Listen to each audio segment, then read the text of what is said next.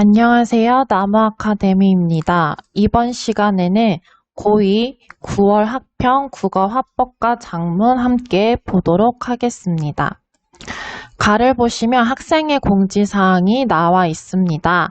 학생 참여 예산제로 시행할 학교 사업 선정을 위해서 학생들이 건의해 줄 것을 공지하고 있는데요. 이를 보고 학생들이 나눈 대화 내용을 함께 나에서 보도록 하겠습니다. 학생인이 어제 올라온 공지사항 봤냐라고 물어보자 학생인은 학생 참여 예산제로 운영할 사업에 대해 건의를 받는다고 하더라 라고 대화의 주제에 대해서 언급하고 있었습니다. 이 학생 3이 학생 참여 예산제가 뭐야? 라고 그 개념을 묻자 학생 1이 여기에 대한 답변을 해주는데요.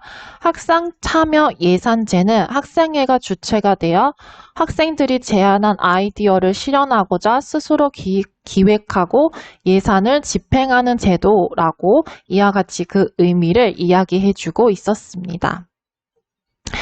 학생 3은 이렇게 상대방이 한 얘기를 듣고 우리가 스스로 학교 사업을 제안하는 거네 라고 자신이 이해한 말로 되풀이하고 있었습니다.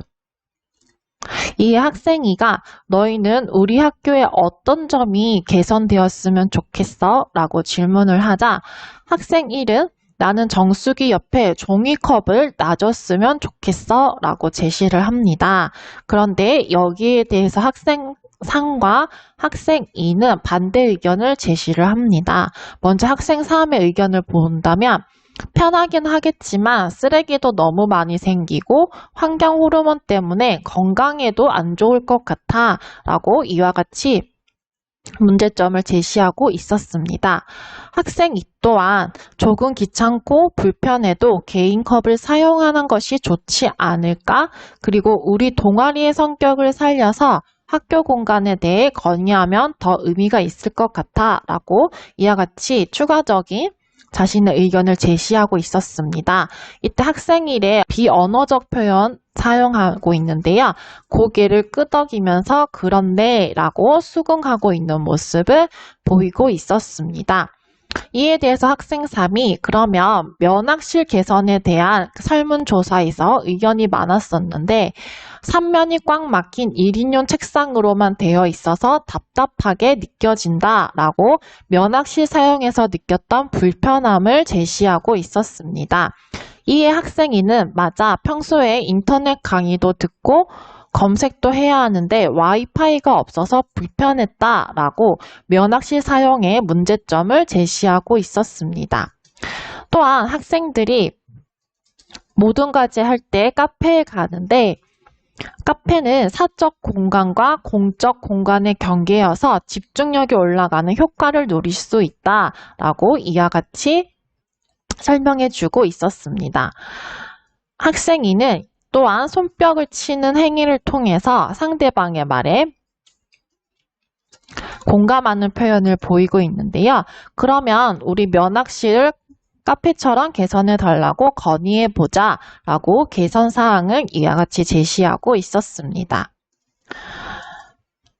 학생 1은 그렇다면 다양한 형태의 책상 구비와 와이파이 설치를 제안해보자 라고 이야기를 했고 학생 3은 여기에 추가로 더하여서 운영 방식도 바뀌었으면 좋겠다 라고 합니다. 학기 초에 신청한 학생들만 이용할 수 있고 선생님들께서 감독하니 자유롭게 이동하지 못해서 불편하다 라고 또 하나의 문제점을 제시했는데요.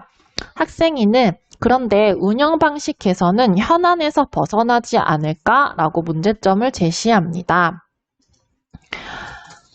이에 대해서 하나의 의견으로 조율하는 의견을 내놓게 되는데요. 그렇다면 학년별로 면학실이 있으니까 한 곳만 카페처럼 만들고 나머지는 그대로 운영하면 되겠다라고 이야기를 합니다. 이렇게 예산의 규모를 고려해서 우선순위를 정하도록 해결 방안을 제시하자고 이야기를 하고 있었습니다. 네, 이를 바탕으로 건의문을 작성하게 되는데요. 저희는 공간을 연구하는 동아리 있다입니다. 라고 건의자를 소개하고 있습니다. 학생 참여 예산제 사업으로 학교의 면학실을 카페처럼 개선해 주기를 건의합니다. 라고 이와 같이 서론에 건의자 소개와 함께 건의사항을 구체적으로 제시하고 있었습니다. 카공족에 대해서 들어보셨나요? 라고 질문을 하며 독자들의 관심을 이끌고 있는데요. 고등학생에게는 부담스러운 이용 금액이다 라고 이야기를 하며 그래서 우리 학교 학생들을 대상으로 학교 공간에 대한 설문조사를 한 결과 면학실 개선에 대한 요구도 많았다 라고 이렇게 건의사항에 대한 이유를 제시하고 있었습니다. 따라서 예산을 고려하여서 다음과 같은 우선순위에 따라서 면학실을 개선해 주기를 바란다 라고 건의를 하고 있는데요. 첫째는 모둠이나 짝 활동을 할 수 있는 다양한 형태의 책상을 구비하고 둘째는 인터넷 강의 등을 이용할 수 있도록 인터넷 환경도 갖추어 주기를 바란다. 것. 그리고 셋째는 카페 같은 따뜻한 분위기가 조성되도록 조명을 설치해 주기를 바란다 라고 이와 같이 첫째, 둘째, 셋째와 같은 담화 표지를 이용하여서 구체적으로 제시하고 있음을 확인할 수 있었습니다. 자, 그 다음 또한 보도록 하겠습니다. 그 외에도 주변에 땡땡 고등학교처럼 학생의 중심으로 이용 규칙을 마련하여 자율적으로 운영하고 이건 아까 대화에서 나왔던 부분이죠. 기존의 책상과 운영 방식을 선호하는 학생들을 위해서는 기존의 다른 면학실도 함께 운영하기를 제안합니다. 라고 이와 같이 가에서 마지막에 나누었던 대화를 반영하고 있음을 확인할 수 있었습니다.